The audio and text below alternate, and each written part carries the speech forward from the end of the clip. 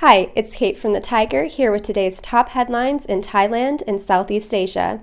And stay tuned for a quick update on the COVID-19 situation in Thailand.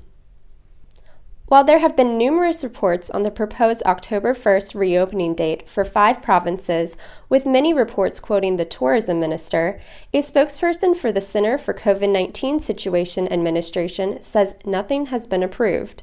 No date on the potential reopening was announced. On Friday, the spokesperson said the current measures for a 14-day quarantine period in the 5 provinces in question still remain for international arrivals. Phuket and Koh Samui are the only areas that have waived the mandatory 14-day quarantine for vaccinated travelers entering Thailand from overseas.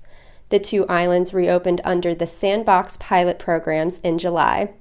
The provinces said to be preparing to reopen still need to go through multiple evaluations by the government before allowing quarantine-free travel, according to the spokesperson. He added that there will be a general CCSA meeting in the coming weeks to discuss the sandbox schemes with the possibility of including Bangkok and 4 other provinces in the future. The meetings are usually chaired by the Prime Minister. Next month, the Thai government plans to vaccinate at least 50% of the population in each province. The Center for COVID-19 Situation Administration announced the vaccination goals for October. Along with hitting the 50% vaccinated target, the government plans to extend vaccination to teenagers over 12 years old, give a booster dose to those who have received doses of Sinovac, and vaccinate people in essential economic zones. Over the past few months, vaccinations have been accelerated in Bangkok, the epicenter of the latest wave of COVID-19 in Thailand, and priority was given to the elderly, pregnant women, and those with certain underlying health conditions. Entry restrictions to Phuket are still tight, but officials are considering easing measures to allow more domestic travel. Officials agreed on a proposal to present to the local disease control committee. Under the proposal, domestic arrivals must be fully vaccinated and provide proof of a negative COVID-19 test result issued within 7 days before entering the island province. Arrivals must also register their travel details on the provincial online platform.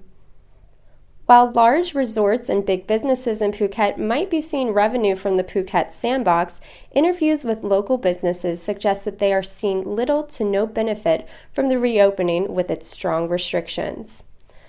According to Pattaya News, most business owners agree there won't be any real income for most until there is a full reopening with fewer rules and more nightlife returned. Shopkeepers around Old Phuket town who spoke with reporters said the island is still very quiet, with a small stream of incoming tourists having no real effect on their businesses. And here are the top headlines in Southeast Asia.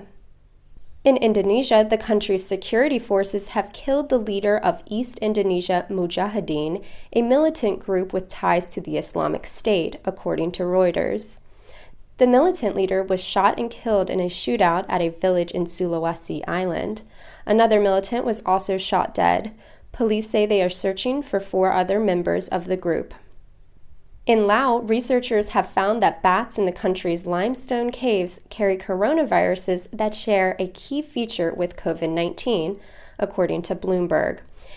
A paper released Friday, which is under consideration by a Nature scientific journal, shows that horseshoe bats in Laos carry viruses closely related to COVID-19. In Singapore, the country's health minister said hospital accident and emergency departments and general wards are coming under pressure amid a wave of COVID-19 infections, according to Channel News Asia. With a rise of COVID-19 cases in the country, the minister is encouraging younger and fully vaccinated people with mild symptoms to recover at home. In Cambodia, the country began vaccinating children ages 6 to 11 so students can safely return to schools that have been closed for months due to the pandemic, according to the Associated Press. The Prime Minister says he also ordered health officials to study if children ages 3 to 5 can also be vaccinated. China's Sinovac and Sinopharm are the main vaccines used in Cambodia's mass vaccination campaign. And here's a quick update on the COVID-19 situation in Thailand. Today, the Center for COVID-19 Situation Administration reported 12,709 new COVID-19 cases and 106 coronavirus-related deaths. In Thailand's latest and most severe wave of the virus, which was first recorded on April 1st, the CCSA has reported 1,460,323 confirmed COVID-19 infections. In the 24-hour period since the last count, the CCSA has recorded 11,125 recoveries. Thailand now has 132,573 active COVID-19 cases. And that wraps up the update on the COVID-19 situation in Thailand. For more news on Thailand, go to thetiger.com or check out our evening show, Thailand News Today.